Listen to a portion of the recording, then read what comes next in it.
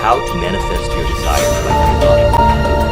I've done a number of discussions on embodiment, and the premise is assuming the wish of fulfilling power behind it. Let's start off by reading this quote. Let's go into these discussions on various elements of the book.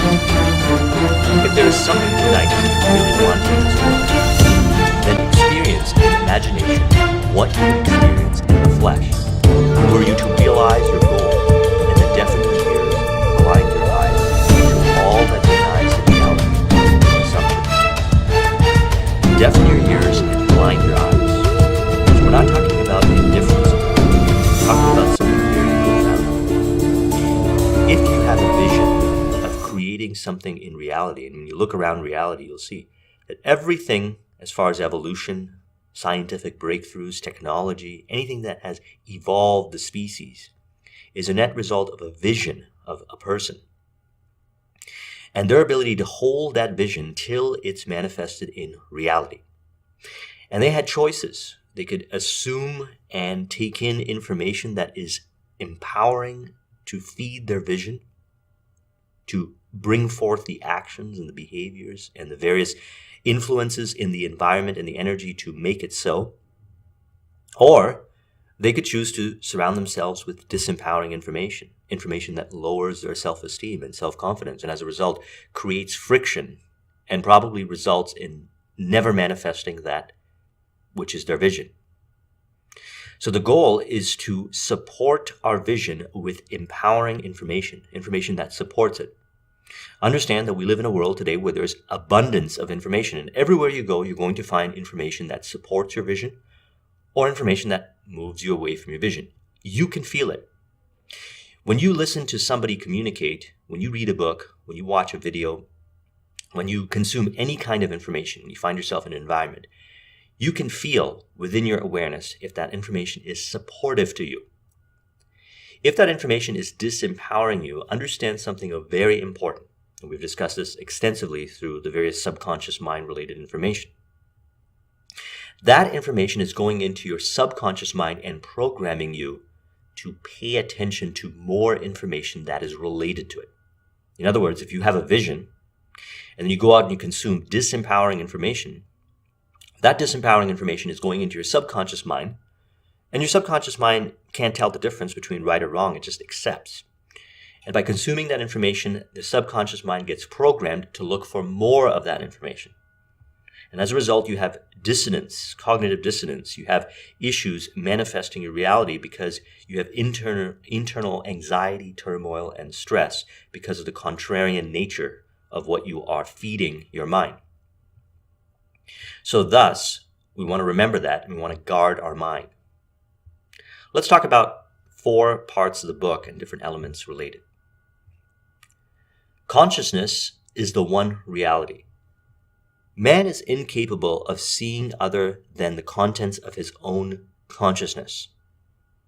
If I now become detached in consciousness from this room by turning my attention away from it, then I am no longer conscious of it. There is something in me that devours it within me. It can only live within my objective world if I keep it alive within my consciousness. Whatever you put your attention on, whatever you look at, whatever you pick up within your senses, that is what you believe is reality. What you see and what you put your attention on, you give energy to, and it multiplies. If what you're paying attention to is something that is not in alignment with your vision in some shape or form, it's important to realize that it's revealing to you about yourself. And actually, everything that you have within your awareness is revealing to you about yourself. And the goal is to assume the wish fulfilled. That's the premise of the work. And to do that means that you keep your mind on your vision. And when you look at everything in reality, you observe how it's helping you understand about yourself and your ability to create your vision. The goal is to see everything as helpful and supportive of your vision. Now, a person that has a great ability to do this can transform meaning real time. They could look at a disempowering situation like rejection, or I say disempowering only because maybe a lot of people might feel that way, and turn it into one of faith and confidence and information gathering as far as opportunity goes. Okay, everything that denies you reveals to you about yourself and your alignment and what you need to do to bring forth your reality. Everything is actually on your side. Now, if there's something in me that devours it within me, it can only live within my objective world if I keep it alive within my consciousness. So, what you pay attention on and the meaning you give to it is going into your subconscious mind. And then from there, you are focusing on certain things that as you navigate reality, as you go about your world, the waking world, your attention goes over there and further is kept alive. So this is some interesting thing here, because if we really focus on this, we can really put emphasis on the key areas that bring forth our desires, manifesting our desires. Number one is the vision, realizing the vision comes from beyond. And when you have a vision that is designed to bring forth in reality abundance, prosperity, happiness for yourself, for others, and evolve, that this is a divine vision. And the goal is to create this vision. And we do it by consuming supportive information related to this vision. And anything that you consume is further emphasizing and building that confidence and faith and the burning desire towards the vision, and thus amplifying your ability to work with the energies and the elements of the environment to make it so. Or you are consuming information, or you're paying attention to things that go against what I'm talking about. The choice is yours. But the bottom line is this: wherever your attention goes, that's consciousness. Okay, in the book Letting Go, and we did the discussion on David Hawkins' work, we talked about levels of consciousness, as we talked about that in Power versus Force. The higher the consciousness, the greater the awareness, the greater your ability to understand. So when you come across information like this, and you hear me communicate and discuss information like this, as you go through your journey and you come back to this information, you'll have a greater understanding and awareness as to what I'm talking about right here. This will have more meaning, greater depth. And that's why I'm a huge fan of reading the same book, like Think and Grow Rich, over and over again. Because as you realize that, and that's what's the premise of Think and Grow Rich, think and grow rich, where you put your attention on, and how you maintain that attention, the energy that you maintain that attention, which is one of confidence and faith, brings forth the reality. The entire book just talks about that. As you consume information like that, it further emphasizes what I'm talking about. And then you're going to become very aware as to where you put your attention and realize the implications of that. And that where your attention goes, and your attention is very valuable. Look at this in reality for a moment. Advertisers, just about everybody wants your attention because your attention is valuable. That's where companies spend, millions of dollars on advertising to get your attention, to persuade you that what they have is in the best interest for you. And it may or may not be. But awareness of this is power. Okay? Understanding that whatever takes your attention away is revealing to you about yourself. And you want to ask yourself, and you want to maintain the control and say, how do I get myself to focus on that which brings forth my vision? That's very important. Because what you focus on, that's reality. That's consciousness. That's what you are creating. And it's coming from you, within you. Simply remove your attention from the region of sensation, which at this moment is the room around you, and you concentrate your attention on which you want to put in its place, that which you want to make real. So whatever you see in your reality, you have a choice where you can put your attention. And if you don't like what you see, if it's not in alignment, you can go within and put your attention on what you want to see. You can focus, you can visualize, and that will bring forth, it will recalibrate your subconscious mind to look for those things in reality. In concentrating on your objective, the secret is to bring it here. You must make elsewhere here and then and now. So you have to believe that it is here. We're going to talk about fourth dimensional thinking in a moment, but the goal is this. You have to assume the wish fulfilled. You have to bring it into the now. And you have to do it from a certain energy, a lighthearted energy, which we'll talk about in a moment. Imagine that your objective is so close that you can feel it. Recalibrating yourself, reorienting yourself. There's a simple formula for changing the future, which was discovered by the ancient teachers and given to us in the Bible, and can be proved by all.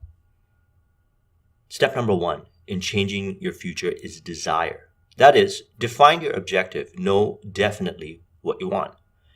I'm a huge fan of the Robert Dilts model. If you look at the Robert Dilts model on the top, you'll see vision. And it's important to create your vision boards, know specifically and exactly what it is that you want.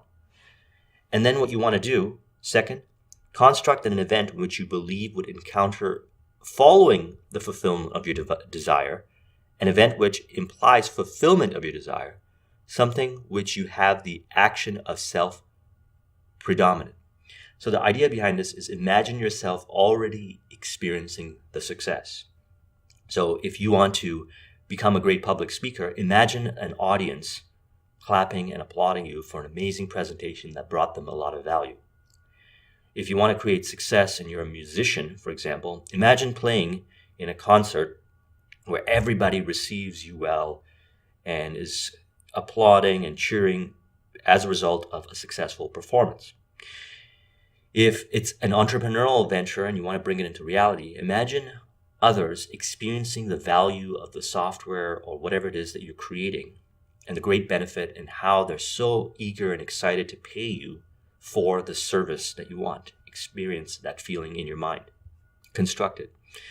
The third step is to immobilize the physical body and induce a state akin to sleep. Then mentally feel yourself right now into the proposed action. Imagine all the while that you are actually performing the action here and now. So imagine what we talked about, here and now. You must participate in the imaginary action, not merely stand back and look on, but feel that you are actually performing the action so that the imaginary sensation is real to you. Now, why are we doing this? One of the reasons why is because this programs the subconscious mind. The subconscious mind does not differentiate what is real and what is not. It takes experiences and assumes it to be so, and then goes and brings about more of that in your reality like theater. I always say this. So by emotionalizing, visualizing, and feeling that outcome, that desired outcome as a result of success, and repeating the process over and over again, you recalibrate your mind. You'll notice where your attention goes is different. And wherever your attention goes, if you do this with enough intensity, and I speak from experience in this, you're going to look at everything that appears from your consciousness and see how it's actually helping you towards your goal. You're going to create meanings about your reality that are far different than the meanings that other people give to reality. See, most of us, when we look at reality and we experience our senses, we go around and we ask people what it means. And what they really tell us is what it means to them. And most people kind of gather around and say, this is how the meaning works, and they give a collective meaning to something. The truth is this, is you can give whatever your experience is of reality through your senses, your own meaning. And what we want to do is we want to give it a meaning of empowerment, one that moves us towards our vision. Because if we don't do that, we will lower our self-esteem, our self-confidence, and that will go into our subconscious mind, and it will make exercises like this harder, number one. And number two, it'll bring more experiences in our consciousness that are a reflection of low self-esteem and low self-confidence. Assumptions harden into fact, okay, as perfect in alignment as what we're talking about. Although man may not be able to stand physically upon a state, he can always stand mentally upon any desired state. By standing mentally, I mean that you can now, this very moment, close your eyes and visualize a place other than your present one and assume that you are already there. You can feel this to be so real that upon opening your eyes, you are amazed to find that you are not physically there. So if you do this with enough intensity, and you can practice this, we have the ability to practice this. When you open up your eyes, you're like, wow, I can't believe I'm not here. I imagined it. It was so real. But as mentioned, by doing that, you're programming the subconscious mind because your subconscious mind does not know the difference. This mental journey into the desired state with its subsequent feeling of reality is all that is necessary to bring about its fulfillment.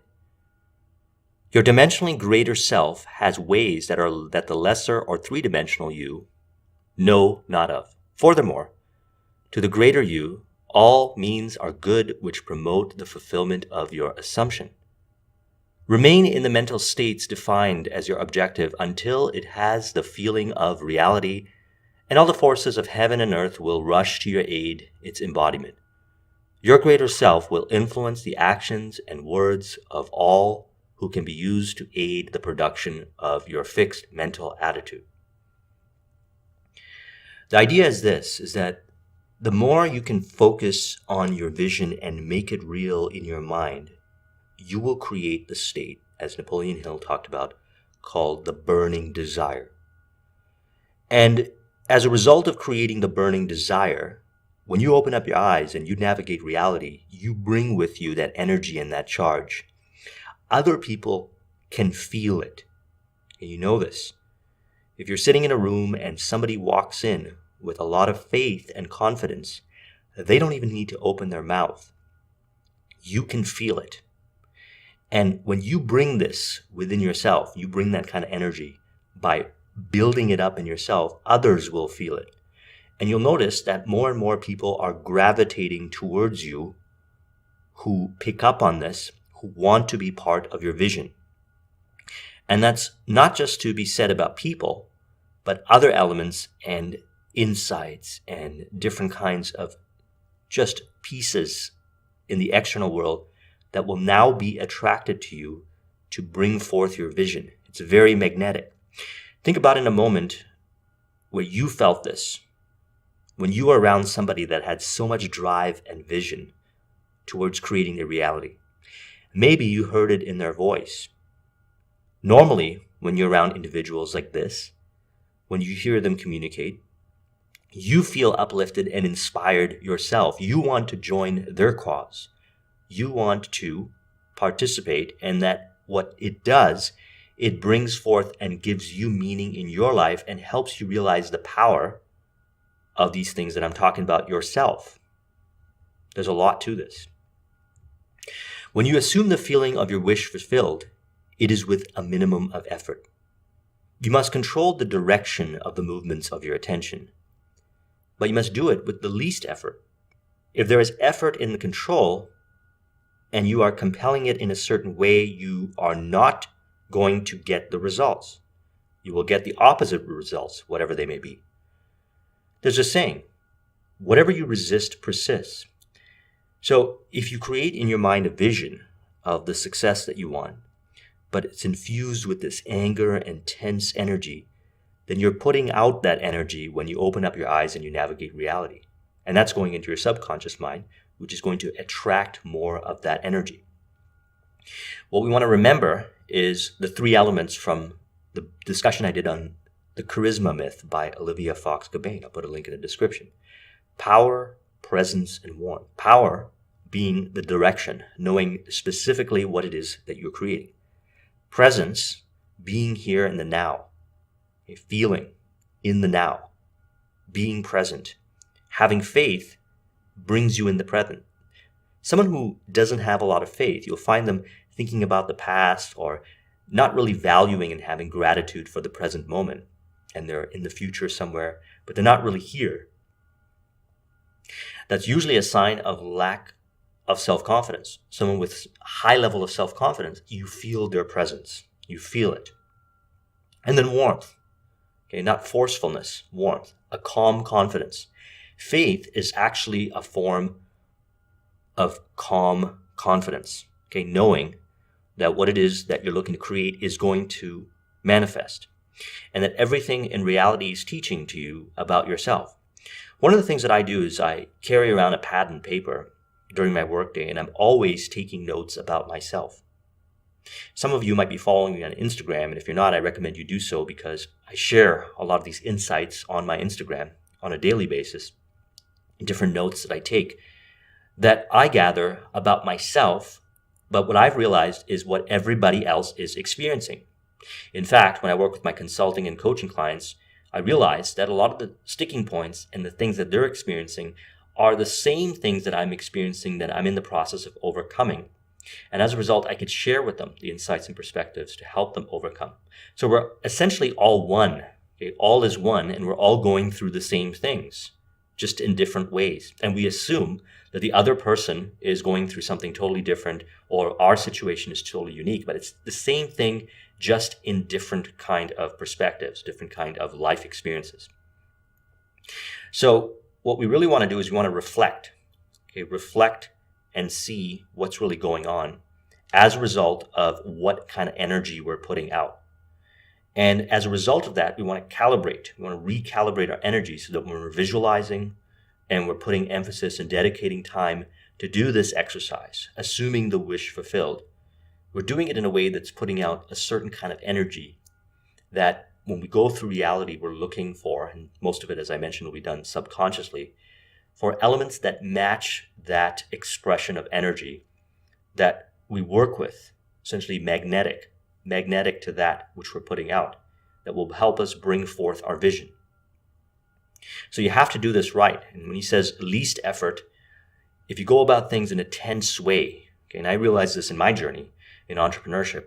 When I built my IT business, I went about things a very tense way. And while I was able to create success, it stressed me out and made me a very kind of tense and angry person.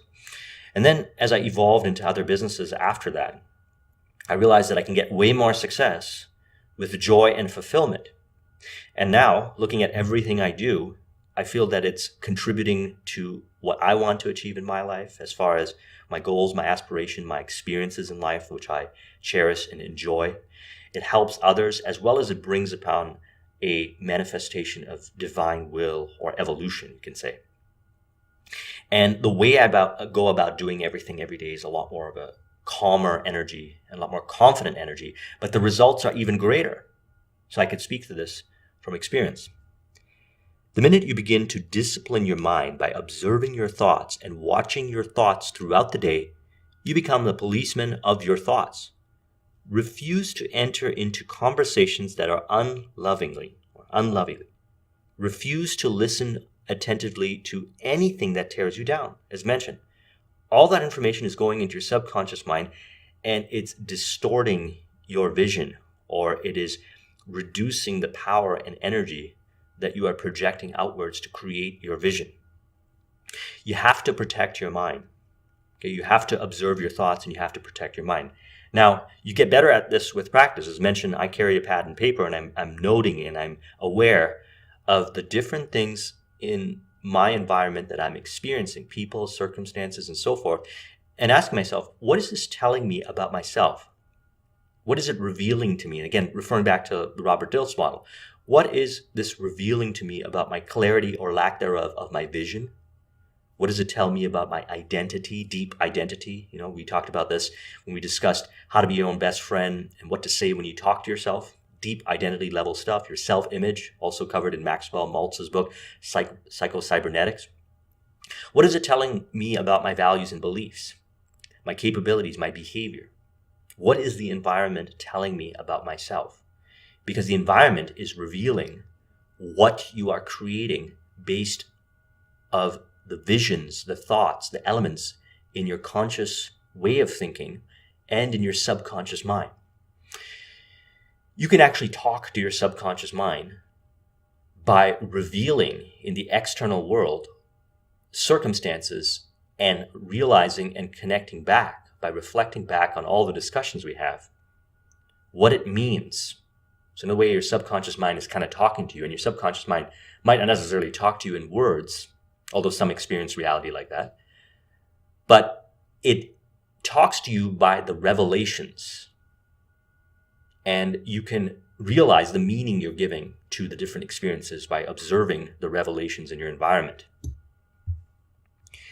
Think fourth dimensionally. To the natural mind, reality is confined to the instant called now. This very moment seems to contain the whole of reality. Everything else is unreal. The natural mind, the past, and the future are purely imaginary. In other words, my past, when I use the natural mind, is only a memory image of things that were. And to the limited focus of the carnal or natural mind, the future does not exist. The natural mind does not believe that it could revisit the past and see it as something that is present, something that is objective and concrete to self. Neither does it believe that the future exists. So the goal is to fuse everything, past, present, and future, as one. Okay, see it as one. Believe it and feel it as one. So we do this through the exercise, assuming the wish fulfilled, following the process of the exercise. And then as we go about reality, remember our subconscious mind is manifesting reality as we go, and we're giving different meaning to experiences. A lot of these experiences come from our past. That's why I recommend studying things like timeline regression and just really learning about how different past experiences, Sigmund Freud and Carl Jung studied extensively on this, different past experiences, especially from childhood, especially with our relationships with our parents, are recreating scenarios like theater, revealing to us about ourselves. And until we go in and make peace with these areas and feel love towards everything that has happened to us in the past, we're going to keep manifesting elements in our reality, because the subconscious mind has that fear, that anger and hatred from the past, and it's bringing it forth. But when you can go in and realize that all is one, so you can go back to your past in your mind and you can change the meaning, you can change the story. This is some really powerful stuff. I've done a lot of work on myself where I went back to past traumatic experiences when I was younger and rewrote the meaning and created new visual imagery to take its place. And now, as a fact, I believe that visual imagery to have actually happened. As fact. If you ask me how did that story play out, I say it played out in a different way than for many years I believed that it played out. Now, what was the power of that and why did I do it? The power is that now I feel a greater sense of confidence and I know I'm not orienting myself and manifesting any of those past scenarios. I literally observed as my reality has changed to not manifest those scenarios that kept coming back from my past. This is a powerful exercise, and I recommend working with someone that could help you with this, because if you can do this, then what you will really know is how this fourth dimensional stuff works. Infusing the past, present, and future, making it all one. Imagine that you were born again, literally born again, with the knowledge and understanding of everything that I've shared with you on this channel. And you never had any disempowering experiences from your past. And you were so conscious and aware, and you were only surrounded by empowering information, and you knew what information you could surround yourself with. And actually you do right now. It's just that maybe subconsciously you find yourself reorienting through negative information based on past experiences that are lodged in your subconscious. So you have the knowledge, you have the ability, except now you don't have the past experiences that hold you back. How will you behave? You'll probably act with a lot of confidence. You'll probably act with a lot of faith. You'll probably project an energy that is so powerful that will attract exactly. For example, in relationship experiences, a lot of times we tend to fear rejection from our past relationships, and thus we don't have healthy relationships moving forward because we're afraid from past experiences instead of looking at it and saying, what have we learned? How much have we grown? And I have absolute faith that I will attract somebody to be in a relationship with that I could build on the foundation of what I've learned. And it's going to be positive based on my vision. So that's infusing past, present, and the future. Positive vision from the future, rewriting the stories of the past that's in alignment with the future, and visualizing and experiencing in the now. So if you didn't have the past experiences or they're rewritten, when you go and connect with people, you actually treat the relationship like a clean slate. You don't bring baggage from the past. To the Christ mind, the spiritual mind, which is our language, we will call the fourth dimension focus. The present, the past, and the future of the natural mind are a present whole. It takes in the entire array of sensory impressions that man has encountered, is encountering, and ever will encounter. I really want you to meditate upon that. I really want you to reflect upon that. And I really want you to make a commitment that you're going to become in alignment. Okay, you're going to do the exercise, but you're going to also navigate reality and find where there's incongruence between the past, present, and the future. And make it all one. Now, easier said than done because this is a journey. Okay? This is the journey of life. This is one of the lessons that we came here to learn. So practice this on a regular basis. Refer back to this book and this video so it adds deeper meaning and understanding as you evolve. And as you evolve, you'll understand what I'm talking about even more. And remember this, I'm on this journey as well, and I'm continuously understanding this more and more each day. As your mind is cleansed from your former concept of self, you assume you are what you want to be and remain faithful to this assumption. You give form to your assumption or resurrect your child. Now, this is some powerful stuff. Remember when you were a child and you believed everything was possible and you acted in faith? Now, you might not have the knowledge and experience of how reality works, so you made mistakes, but you were taught it was bad to make mistakes, and all the shame and guilt comes from making mistakes. And then you grow up very stiff and stifled, and you kind of navigate reality like a robot at a certain point. Okay? The goal is to go back to that childlike, free state, the world of possibilities, the world of imagination. But now bring this higher level of wisdom that you've acquired as a result of becoming an adult. Man is a psychological being, a thinker. It is not what he feeds upon physically, but what he feeds upon mentally that he becomes. We become the embodiment of that which we feed upon. Remember this. Go back to your past, take inventory, overcome the disempowering beliefs, rewrite the meaning from your past. Understand that the visions that you have from your future, the empowering visions, are that which you can make manifest. And a lot of times your past holds you back. And do the exercise and visualize it as the now. And observe your reality start to look different. There's a saying, one of my favorite sayings. When you change the way you look at things, the things you look at change. What we're talking about here is changing the way we look at reality. Reality will start to look different. We're changing the way it looks. And the power is this, is from this place, you can choose, and you'll notice this to a higher degree now that we've had this discussion, we've gone deeper into it. You're going to have a better ability to consciously choose what kind of information that you're taking in. Because now you're more aware. Your consciousness has gone up. In fact, the more you listen to this, the more your consciousness will go up. Because I've incorporated elements from the understandings and experiences that I've gathered from David Hawkins' work on levels of consciousness. And we have the power to raise our consciousness. And when we raise our consciousness, we get better educated. We understand better. We learn about ourselves. We have a greater compassion and empathy towards others to realize that we're all in this together. We're all doing this. We're all experiencing this. Feast on the idea. Become identified with the idea as though you were already that embodied state. Walk in the assumption that you are what you want to be. If you feast on that and remain faithful to that mental diet, it will crystallize it. You will become it in this world.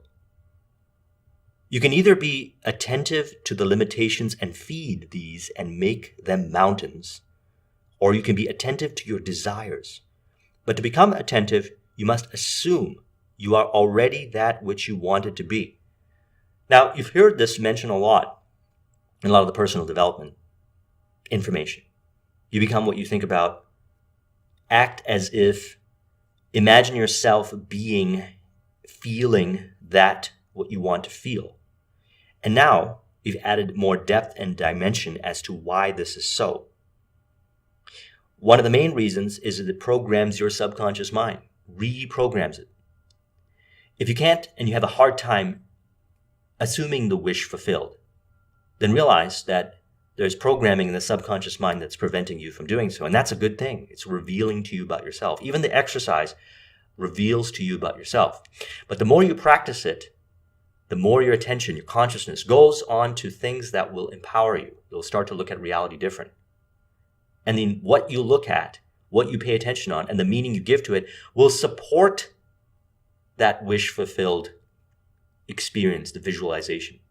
And then you'll find yourself more easily being able to visualize and do the exercise. That's why repetition is so important.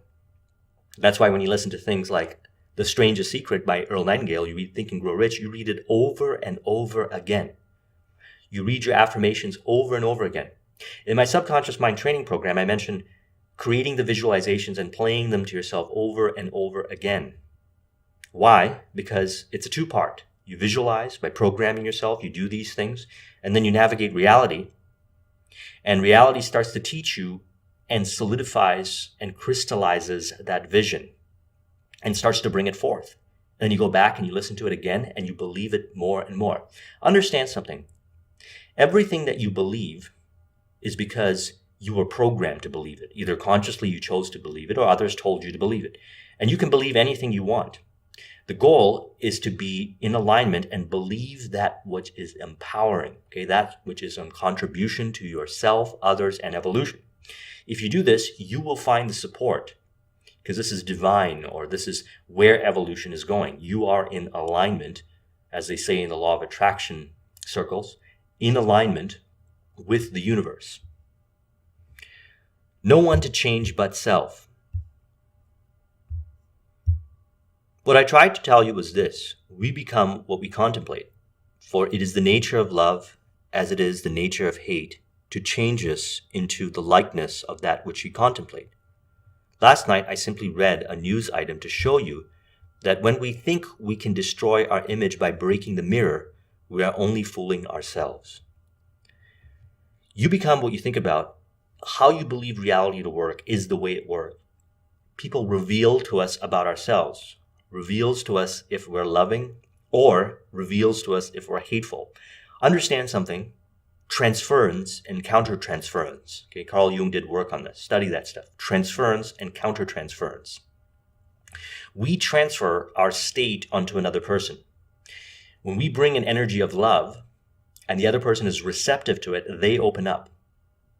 When we are adamant and dominant and present and warm about that love, in other words, we assume that is how reality works, we not only bring it, but we draw people in who are the mirror of that. The same is to be said about hatred and anger and jealousy, or any of the negative emotions.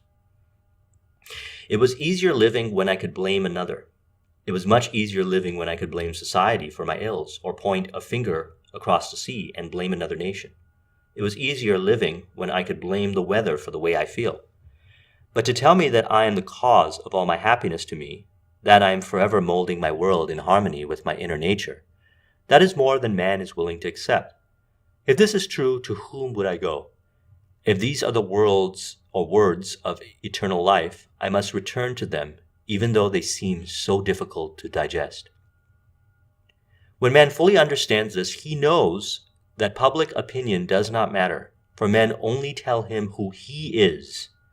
The behavior of men constantly tell me who I have conceived myself to be. If I accept this challenge and begin to live by it, I finally reach the point that is called the Great Prayer of the Bible. It is related to the 17th chapter of the Gospel of St. John. I have finished the work which thou gavest me to do. John 17:4. You will change the world only when you become the embodiment of that which you want the world to be. You have but one gift in this world that is truly yours to give, and that is yourself. Unless you yourself are that which you want the world to be, you will never see it in the world.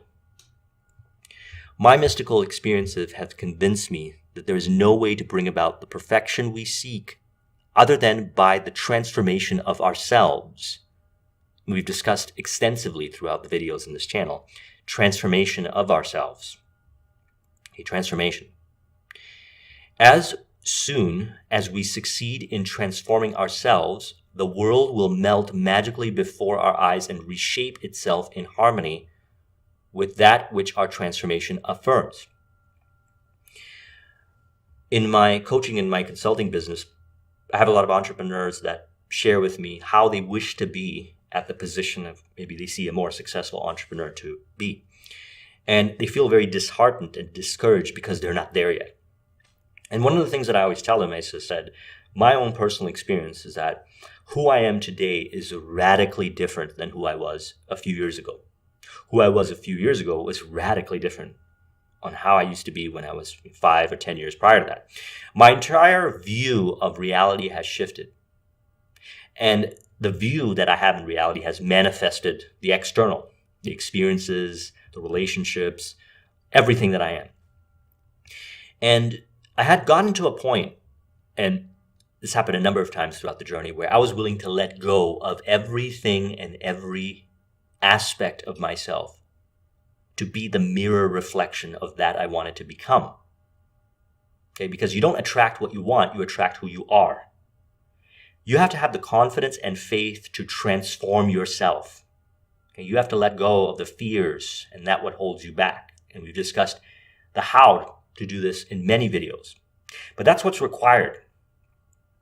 If you believe that you can be who you are right now and create this vision that is not in alignment with who you are right now by taking who you are to there, then you're deluding yourself. Understand something. Transformation is a good thing. Transforming yourself, evolving yourself is part of the human journey. All species do this. We have the power to transform our mind. Okay, as human beings, we have the power to communicate with each other and ourselves and transform our minds to higher levels based on our thinking. And the only thing that holds us back is ourselves. So thus, one of the scapegoats, one of the things we do is we say the world needs to transform to adjust to the vision that we want by doing it our way. And that's a delusional and a very stressful path to go down, by forcing other people to do things your way. The way you got to do it, and the proper way of doing this, and I realized this on my journey, is to transform yourself within. And that's why I really like the Robert Dills model. Transform yourself within so you're in alignment with the vision. For example, if you want to be an entrepreneur, then there's some core fundamentals that you need to develop.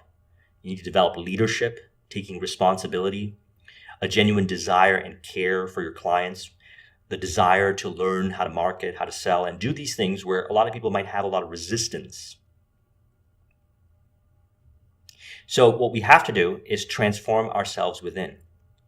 And we do this by programming our subconscious mind. This is one of the key premises of Neville's work, is that if you were to focus and visualize and imagine yourself fulfilling the wish, then what happens is that you reprogram your subconscious mind and reorient yourself to pay attention to those things, and you'll find yourself automatically enjoying and cultivating the desire to learn and enjoy environments and circumstances and people that you would have never dreamt to do so. You will find optimizations. You'll find things in yourself that you'll choose to develop and grow. All of a sudden, you might find yourself being interested in health and fitness. All of a sudden, you might find yourself in being more interested in public speaking.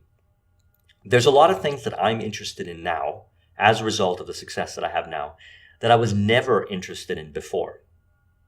And I go about these things that I'm interested in with such joy and passion. And a large part of it is what I do on this channel, teaching. I never saw myself as a teacher, but something changed within myself. And I realized that leadership was important. And I started to get more into leadership because I kept focusing on the vision. And as a result of it, I improved my ability to teach, because leadership to me is ability to transfer knowledge to another person in a way that equals behavioral change. And I see it this way. When the student fails to learn, the teacher fails to teach. So I hold myself to that standard. I visualized that standard, and I became better at teaching, transforming. And as a result, people started coming up to me, wanting me to be their coach and their consultant. We fashion the world that surrounds us by the intensity of our imagination and feeling, and we illuminate or darken our lives by the concepts we hold of ourselves. Nothing is more important to us than our conception of ourselves, and especially is true of the concept of the deep, dimensionally greater one within us. Those that help us or hinder us, whether they know it or not, are the servants of that law which shapes outward circumstances in harmony with our inner nature.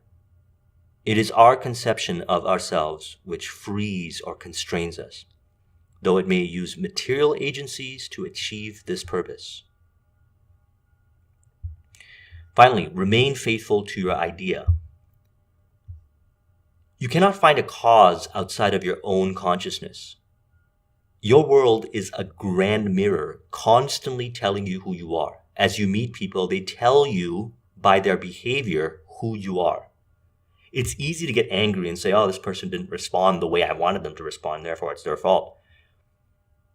It takes a higher level of consciousness, which my aim is to instill this in you now, so that this is the norm. And you've got to continuously develop this till it's the norm. To see it as they're revealing to you about who you are and the energy you're putting out. If they're not in alignment, then you're not in alignment within. You can readjust your alignment within, and then you'll find yourself attracting the people that are in alignment. They will reveal to you your level of faith, your level of confidence, your self-esteem, and so forth. This is especially true in contexts like dating and sales or business deals, anything that involves another person in which your fears and insecurities and inconsistencies about yourself is revealed. And they will reflect it back to you. Remember that. And they're not reflecting it back to you to be malicious. They're reflecting it back to you as a service. They care about you. They might not necessarily be able to communicate really well to you and eloquently, but they will reveal it in the way that they know. And it is your job and your responsibility to understand what it means and what you need to do, not to them, but within yourself to evolve. Many persons, including myself, have observed events before they occurred. That is, before they occurred in this world of 3 dimensions. Since man can observe an event before it occurs in the 3 dimensions of space, then life on Earth proceeds according to plan, and this plan must exist elsewhere in another dimension and is slowly moving through our space. Your visions come from a higher purpose. They come from beyond. They're the visions of the universe to manifest. And it is your responsibility, if you want abundance and the joy that comes as a result of manifesting this vision, and the learning, because everything we're talking about here is a process. It's one of the key processes of life. Now, I came to this understanding because one of the things I always reflect upon every day is I always want to get the most and the highest and best use out of my time, my energy, my resources, and my opportunity cost. And I'm constantly looking for leverage and evolving in these areas, constantly with everything I do. And as a result of it, few key concepts, few key ideas stand out, few key mind calibrators stand out that when put emphasis on, fast track and accelerate results. And one of the main things is that you become what you think about, number 1. Number 2 is that when you realize that your job is to bring forth value, then a vision comes to you. And your goal is to learn how to bring that vision into reality faster. And what we're talking about here is how to bring it into reality faster. And that involves learning and growing yourself. So that means your time, energy, resources, opportunity costs is invested into growing yourself by understanding that everything in your reality is teaching you about yourself. When you have focus on what you want, the world is revealing to you and tons of data is presented to you. And you got to take that data and you've got to work with it. You can't just take a whole bunch of notes down. You can't watch this video and just take a whole bunch of notes down. You have to implement what we're talking about. You have to test it out for yourself. You have to test it out and realize how true this stuff is that I'm talking about. The habit of seeing only that which our senses permit renders us totally blind to what otherwise we could see. To cultivate the faculty of seeing the invincible, we should often deliberately disentangle our minds from the evidence of the senses and focus our attention on the invisible state, mentally feeling it and sensing it until it has the distinctness of reality.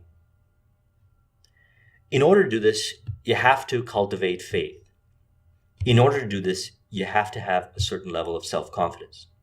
And the way to develop faith and confidence is discussed in this video. By number 1, doing the exercise of the visualization. And number 2, realizing how everything in reality is actually helping you manifest that vision. Number 3, accelerated learning. And learning is not something you just sit down and do when you're watching a book or taking a course. You're learning all the time. Everything is teaching you about yourself. Take notes, understand the meaning you're giving to it. Refer back to the Robert Dilts model and categorize so you can work with that information from multiple perspectives. Take action and evolve those parts in yourself. Understand it's within yourself. Resist the urge to want to go and change another person before you go and change yourself. And realize that when others are ready for it, or you have acquired the experience or they'll come to you and you'll be able to share it with them. But the goal is to continuously evolve within yourself and bring forth your vision. Bring it forth. And we do it, again, through everything we've covered in this video and the other videos that I've shared on my channel. But the key is this. You have to see it all as one. Okay? You have to see reality all as one, the past, present, and the future all as one. And when you are in alignment with all past, present, and future, then you'll notice that your thoughts, your emotions, your actions are in alignment. And this is the journey.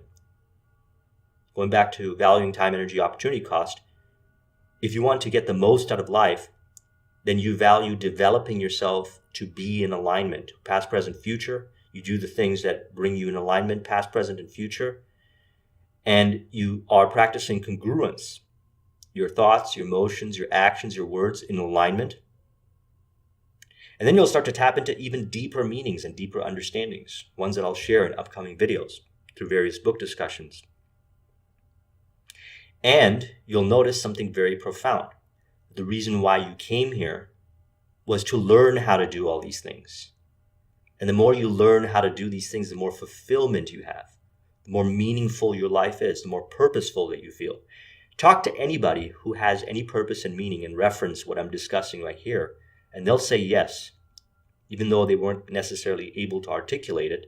These were the things that they were doing. So a lot of people contact me and say, how do you find meaning and purpose in your life? Well, pay attention to what stands out to you in this discussion and put it into action, and then you'll know what I mean. If you want a copy of this mind map, the link is in the description. Thank you very much for watching. I'll talk to you soon. Take care.